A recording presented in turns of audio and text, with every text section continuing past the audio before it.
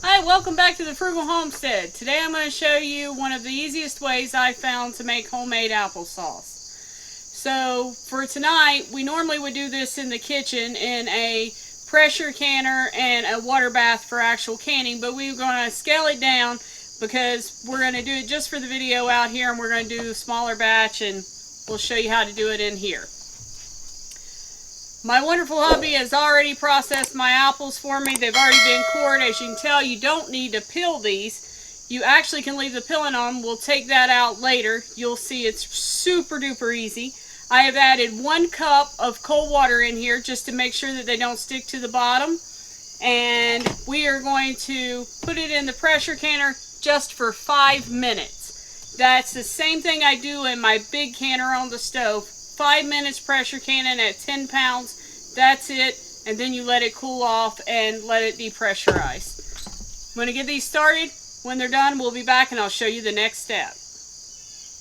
Alright, so we did this for 5 minutes on the pressure cooker. Let it cool off and totally depressurize. Let's see what we got. Oh, that's hot. Oh yeah, wait till you see how soft these apples are. Look at that. It's already almost in the applesauce. We just got to get all of those skins off of it. So we're just going to dump them right here in our sieve. You may have a different type of sieve. This is an old-fashioned one. I actually prefer this kind. Either way, all you're going to do is work it around. See all that applesauce coming out? Smells wonderful. So when you're making your applesauce, if you're picking them off of farm trees and you can get more than one variety, if you put multiple varieties in, it makes better applesauce. I don't know why, it's just that's what people recommend, and I happen to agree. But if you only got one kind, that's good too. See how quick? And all of the skins are staying right in there. And I just keep adding it. Now after you get done with this, if you're going to add sugar or cinnamon to it, that would be the time to do that and just bring it to a boil again. Now we don't add anything to ours normally. Sometimes we add just a little bit of cinnamon, but we don't add any sugar anymore because, as you know, in all of our other recipe videos, we use a lot of unsweetened applesauce in our recipes, such as our protein bagel recipe or the donut recipe. So check those out. Those things are awesome.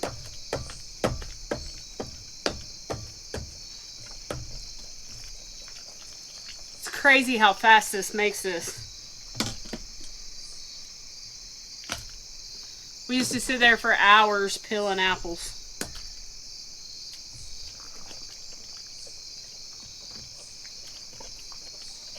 And cooking them down, because I didn't have a sieve at that time, so we'd cook them down and actually mash them with a potato masher, and it took forever. Now we can process buckets of apples in a night and have them canned and everything all in the same night. It's pretty exciting.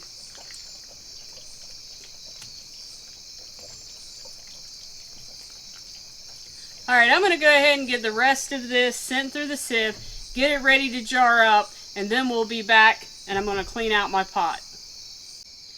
Okay, so we got everything through the sieve, and look at this. Look how nice and thick that applesauce is. Once again, if you're going to add sugar or cinnamon or something, you may want to cook this again and boil it so that it absorbs the sugar and melts it down good in it.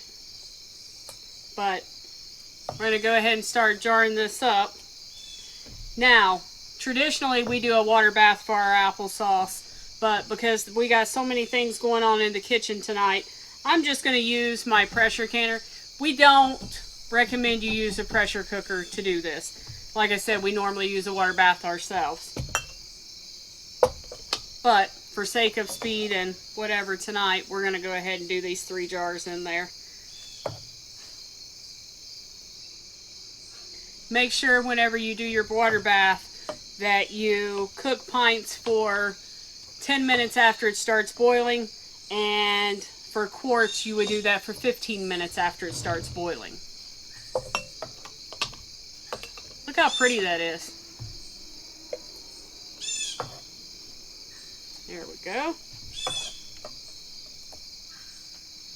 This speeds up our applesauce. We normally did it for like, it would take us a week during apple season to do this.